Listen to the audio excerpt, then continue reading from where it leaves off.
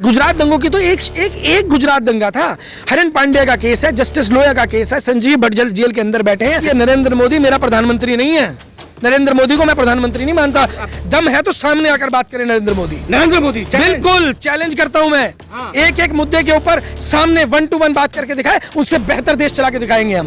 अपने दिल पे भी हाथ रख के खा सकते हैं, अपने बच्चों के दिल पे, बच्चों के सर पे हाथ रख के भी खा सकते हैं कि नरेंद्र मोदी देश के साथ गद्दारी कर रहे हैं। बोर्ड लग रहे हैं, no welcome to Narendra Modi, no welcome to Narendra Modi. पूरे वर्ल्ड में ऐसा निकम्मा प्रधानमंत्री कभी नहीं आया है। अभी 6 महीने रुक जाओ, 6 महीने के अंदर कोई नेता सीट पर नहीं रहेगा। एमएलए एमपी अपनी अपनी कुर्सियों से रिजाइन देके भागेंगे भारतीय जनता पार्टी का। बिल्कुल लिख के रख लो, 2024 में राष्ट्र पुष्प को छीन लिया जाएगा। जो हिटलर की औलादे हैं, हिटलर की आत्मा उनके अंदर प्रवेश कर जाती है। नरेंद्र मोदी के अंदर कांग्रेस वो गंदी नाली है जिसमें भारतीय जनता पार्टी के नेताओं जैसे गंदे कीड़े पैदा होते हैं। देश के सैनिकों को देने के लिए पैसा नहीं है। 50-50 करोड़ रुपए में दलाली करके एमएलए खरीदने के लिए इनके पास पैसा है। भारतीय जनता पार्टी ने तो कांग्रेस का 70 साल का रिकॉर्ड तोड़ दिया है। और महाराष्ट्र में सरकार गिराना 50-50 करोड़ में एमएलए को खरीदना देश हित में है। देश के अंदर युवा रोज आत्महत्या कर रहा है, रोज व्यापारी आत्महत्या कर रहा है, तो ये देश हित में काम हो रहा है। आरबीआई ने एक लेटर जारी कर दिया, आने वाले 6 महीने में 8 लाख करोड़ रुपए वापस जाने वाला है। ये देश हित में काम हो रहा है। आज देश जब झुक चुका, जब बर्बाद हो चुका है, लेकिन अगर आप नहीं जागोगे तो आपका कैमरा और ये माइक बिक जाएगा। ये आप लिखवा लो मेरे से, बुलडोजर का मुंह भी मुड़ेगा। ये मत सोचिए कि बुलडोजर एक तरफ ही चल। गरीब का तुमने रोजगार छीन लिया, गरीब की तुमने शिक्षा छीन ली, गरीब से तुमने इलाज का अधिकार छीन लिया। क्या हम सच बोलना बंद कर दें? क्या बोलना भी गुनाह हो गया? 2024 आते आते सरकार के पास अपने एम्प्लॉइज को देने के लिए, तनख्वाह देने के लिए पैसे, पेंशन देने के लिए पैसे नहीं बचेंगे। ये मैं दावे के साथ बोलता हूं आपको। नरेंद्र मोदी गुजरात के मुख्यमंत्री थे तो गुजरात हाई कोर्ट से क्लीन चिट मिल गई थी। आज अगर प्रधानमंत्री हैं और सुप्रीम कोर्ट से क्लीन चिट मिल जाती है तो इसमें कोई अचंभे वाली बात नहीं है। ऐसे बहुत सारे निर्णय हैं, ऐसे बहुत सारे उदाहरण हैं जिनके साथ में इन चीज़ों के बारे में आज कोई अचंभा करने की जरूरत नहीं है जनता को। लेकिन जो सबसे खास बात है, क्या इसे आखिरी क्लीन चिट माना जाए? क्या नरेंद्र मोदी को सही मायने में इसको क्लीन चिट मान लेना चाहिए? जब तक प्रधानमंत्री है तब तक तो क्लीन चिट ही है। तब तक, केवल तब तक, उसके बाद नहीं। क्योंकि 2024 के अंदर जब सरकार बदलेगी तो यकीनन एक एक फैसले को दोबारा खोला जाएगा और निष्पक्ष रूप से सुप्रीम कोर्ट को फैसले दोबारा लेने होंगे।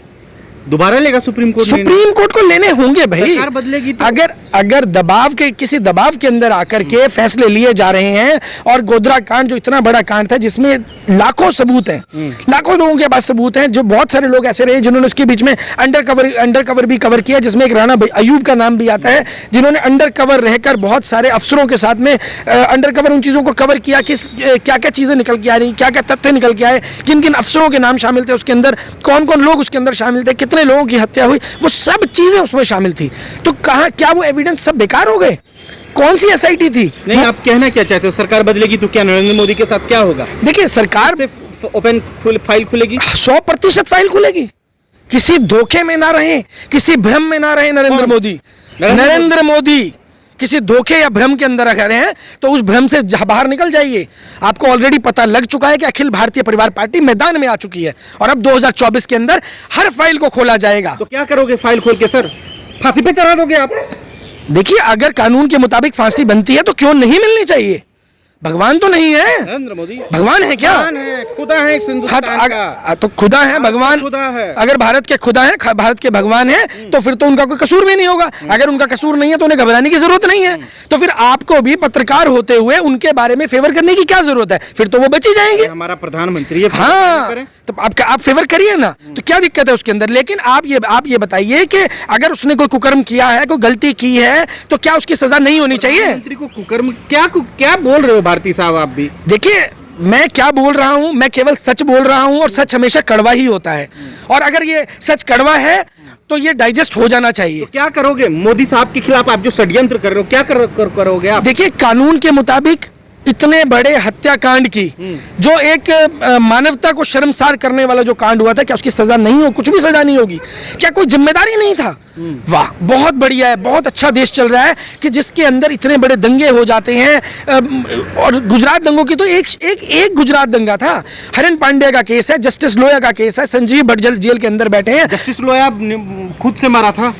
हम तो कह ही रहे हैं, मानसी सोनी ने भी जो बलात्कार का आरोप लगवाया, वो भी शायद मुझे लगता है कि उसने खुद ही बलात्कार अपना किया होगा। तो आप तो बहुत सारी चीजें हैं। ऐसे लोग ना देश में लोगों को दिग्भ्रमित करते हैं। प्रधानमंत्री के खिलाफ कॉन्स्पिरेसी आप लोग रचते हैं। अगर हम भ्रमित कर रहे हैं तो आप भ्रमित क्यों हो रहे हैं? नरेंद्र मोदी भ्रमित क्यों हो रहे हैं? अगर उनको डर नहीं है, खौफ नहीं है, तो आगे पीछे से हमारे ऊपर हमले क्यों करवाए जा रहे हैं? बताइए ना, पूछिए ना नरेंद्र मोदी से। दम है तो सामने आकर बात करें नरेंद्र मोदी। बिल्कुल चैलेंज करता हूं मैं। एक एक मुद्दे के ऊपर सामने 1 to 1 बात करके दिखाए, उससे बेहतर देश चला के दिखाएंगे हम। आप दिखाएंगे? बिल्कुल चला के दिखाएंगे। पूरे दुनिया में भारत का डंका पीट पाएंगे। आप जाकर तो देखिए, कहां जाएं? जाकर तो देखिए अभी क्या हो रहा है जर्मनी में। मोदी बोर्ड लग रहे हैं, no welcome to Narendra Modi, no welcome to Narendra Modi. पूरे वर्ल्ड में ऐसा निकम्मा प्रधानमंत्री कभी नहीं आया जिसके लिए नो वेलकम का बोर्ड लगे। वाले गद्दार हैं। जर्मनी वाले गद्दार कहां से आ गए? जर्मनी इंडिया के विरुद्ध काम करते हैं वो लोग। जर्मनी में जाके डंका पीट रहे हैं। जो हिटलर की औलादे हैं, हिटलर की आत्मा उनके अंदर प्रवेश कर जाती है, नरेंद्र मोदी के अंदर। कुछ से हिटलर की आत्मा नरेंद्र मोदी में प्रवेश कर जाती है। तो क्या बोल रहे हैं आप? भैया क्या कर रहे हैं? जो हिटलर ने किया था आज देश में क्या उससे अलग हो रहा है? भारत विरोधी हैं। कैसे? द्रोही हैं। नहीं, कैसे? प्रधानमंत्री को कभी कहते हैं हमारे प्रधानमंत्री नहीं है, कभी प्रधानमंत्री को मैंने नरेंद्र मोदी की बात की है, नरेंद्र मोदी मेरा प्रधानमंत्री नहीं है। नरेंद्र मोदी को मैं प्रधानमंत्री नहीं मानता। आप मेरा छोड़ो, आपके बहुत सारे व्यूअर्स होंगे जो लिखेंगे, कमेंट में देख लेना, वो लिखेंगे कि नरेंद्र मोदी को प्रधानमंत्री नहीं मानते हैं। इस देश के मूल निवासी जब तक प्रधानमंत्री नहीं बनेगा, तब तक हम उस व्यक्ति को प्रधानमंत्री नहीं स्वीकार करेंगे। मूल निवासी दलित पिछड़ों का बेटा है नरेंद्र मोदी। किसने बोला? अब कौन कैसे मूल निवासी? उसकी नोटिफिकेशन निकाल के चेक करो ना। एकदम चेक किए हैं। कब किया है बताओ? में आते थे। तारीख बताओ ना, तारीख बताओ ना। आपके कांग्रेस नेता देख रहे हैं किस तरह से बोलते हैं कि ये जो है निकम्मा है, ये अंदर गए कि मेरे कांग्रेस के नेता, भाई साहब मैं बता देता हूं, कांग्रेस वो गंदी नाली है जिसमें भारतीय जनता पार्टी और नरेंद्र मोदी जैसे कीड़े पैदा होते हैं। कैसे फिर से बोलिए। कांग्रेस वो गंदी नाली है जिसमें भारतीय जनता पार्टी के नेताओं जैसे गंदे कीड़े पैदा होते हैं। आप लोग साफ सुथरे लोग हैं, साफ सुथरा लोग। देश की जनता क्या खराब होती है? देश की जनता को केवल कुचला जा रहा है कि देश की जनता की थाली को नोचा जा रहा है। पॉलिटिकल पार्टी के लोग नरेंद्र मोदी को बदनाम करते हैं, हमारे प्रिय गृह मंत्री अमित शाह को बदनाम करते हैं। अच्छा, तो अब आप बात करें अमित शाह। जैसे राउत साहब के पीछे ईडी छोड़ा, आप लोग तो उछलने लगे। अच्छा, संजय राउत। हाँ, तब तो आप एक बात बताइए कि देश के सैनिकों को देने के लिए पैसा नहीं है। 50-50 करोड़ रुपए में दलाली करके एमएलए खरीदने के लिए इनके पास पैसा है। खरीदने महाराष्ट्र का भाग्य विधाता निर्माण किया जा रहा है। भैया महाराष्ट्र का आप छोड़ो, देश कहां पहुंच गया गर्त में। अभी 6 महीने रुक जाओ, 6 महीने के अंदर कोई नेता सीट पर नहीं रहेगा। एमएलए एमपी अपनी अपनी कुर्सियों से रिजाइन देके भागेंगे भारतीय जनता पार्टी का। बिल्कुल, अभी जनता उनके घर में घुसने वाली है। जो जनता का पैसा तुम लेके बैठे हो ना, अपने घर में दबा के बैठे हो, वो सारा पैसा जनता वापस मांग रही है। लोगों को जेल में फांसी दे देना। तो क्या दिक्कत है? हमें डर लगता है क्या? उनको डराना भैया जो जेल जाने से डरते हैं। हम गांधी को मानने वाले लोग हैं, हम हिंसा पे विश्वास नहीं करते। लेकिन अगर तुमने लूटा है तो ये ध्यान रखना, मोदी के सामने लूटा है। देश के नेता, भारतीय जनता पार्टी के नेता, कांग्रेस के नेता, आप किसको कम समझ रहे हैं? भारतीय जनता पार्टी ने तो कांग्रेस का 70 साल का रिकॉर्ड तोड़ दिया है। और 70 साल में जितने घोटाले नहीं हुए, 70 साल में जितना देश को नहीं लूटा गया, उससे ज्यादा भारतीय जनता पार्टी, आरएसएस को बदनाम, कभी बीजेपी को बदनाम, कुछ है नहीं आप लोगों के पास बदनाम। अच्छा चलो, आप बदनाम करते हो। एक बात बताओ, कल डीएचएफएल का एक घोटाला नहीं लेंगे हम। आप मतलब इंटरव्यू, क्या दिक्कत है? आप प्रधानमंत्री को बदनाम करते हैं, देश को बदनाम। अच्छा, मतलब सच बोले तो बदनाम है। सच बोले तो बदनाम है। क्यों नहीं? भैया आप नहीं लोगे तो ना लें, आपके व्यूअर्स आएंगे ना हमारे पास, डायरेक्ट आएंगे ना मेरे पास। हम बदनाम करते हैं, हम जनता से जुड़ने की अपील कर रहे हैं कि जनता हमारे साथ जुड़े और हम जनता के साथ जुड़ना चाहते हैं। लेकिन इन गद्दारों को सत्ता में नहीं रहने देंगे। नरेंद्र मोदी गद्दार है, अमित शाह गद्दार है। जो भी नेता देश विरोधी काम कर रहा है, जनता के विरोध में काम कर रहा है, वो गद्दार है। सरकार चला रही है भारतीय जनता पार्टी, आप लोग विरोध। देखिए, सरकार होना और एक इंडिविजुअल एंटिटी का होना। आपने गद्दार किसको बोला? जो व्यक्ति देश के विरोध में काम कर रहा है। कौन देश के विरोध? देश के विरोध में क्या काम नहीं हो रहा? अग्निपथ योजना देश हित में है। बहुत बढ़िया काम, बहुत बढ़िया है। महाराष्ट्र में सरकार गिराना 50-50 करोड़ में एमएलए को खरीदना देश हित में है। देश हित के तीनों सेना प्रमुख बोल रहे हैं अच्छा काम, तो आप आपको क्या बोलेंगे? देश के अंदर युवा रोज आत्महत्या कर रहा है, रोज व्यापारी आत्महत्या कर रहा है, तो ये देश हित में काम हो रहा है। देश की अर्थव्यवस्था गर्त में जा रही है, तो ये देश हित में काम हो रहा है।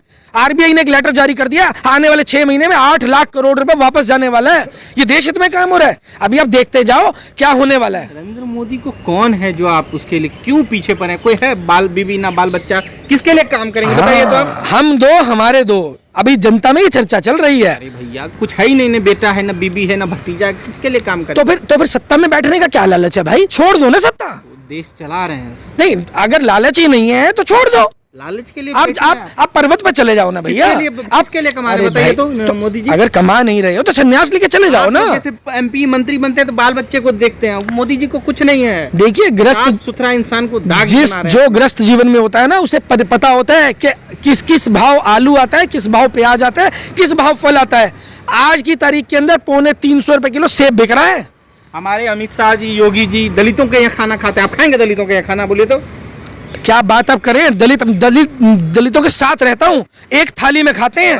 और ये जो बकवास कर रहे हैं ना, ये जो आपका वीडियो कभी मिलता है मोदी जी और योगी जी, अमित शाह जी दलितों के घर खाना खाते?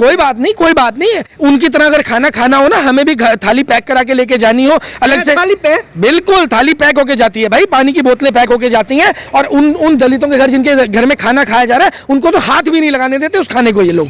आप एक सच्चे इंसान को, 56 इंच वाले को, जिसने कहा कभी देश नहीं झुकने दूंगा, आप आरोप लगाते हैं, बताइए। आज देश जब झुक चुका, जब बर्बाद हो चुका है, आप बताइए ना, आपको नहीं दिख रहा? आपको तो नहीं दिख रहा। आपको क्यों दिखेगा? सैलरी नहीं मिली है लेकिन हम खुश हैं क्योंकि देश के प्रधानमंत्री मोदी जी। अभी सैलरी नहीं मिली है, अभी आप थोड़े दिन रुकिए, ये कैमरा और माइक जो है ना, ये भी बिक जाएगा।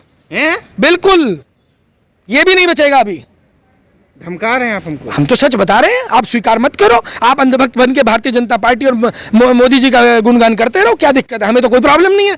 लेकिन अगर आप नहीं जागोगे तो आपका कैमरा और ये माइक बिक जाएगा, ये आप लिखवा लो मेरे से।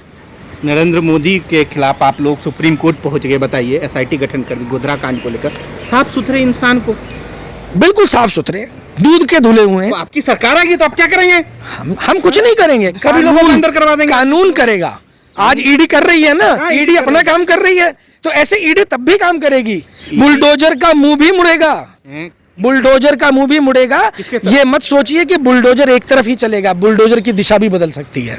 किधर दिशा बदलेगी? दिशा बदलेगी। इन्होंने तो हमें तरीका बता दिया। आप जैसे लोगों पे चलाना चाहिए। इन्होंने हमें तरीका बता दिया, आपके पीछे चलना चाहिए। लगा दो ना, क्या दिक्कत है? क्या लोग हैं? आप जैसे लोगों को फांसी जेल में डालना चाहिए। डाल दो ना।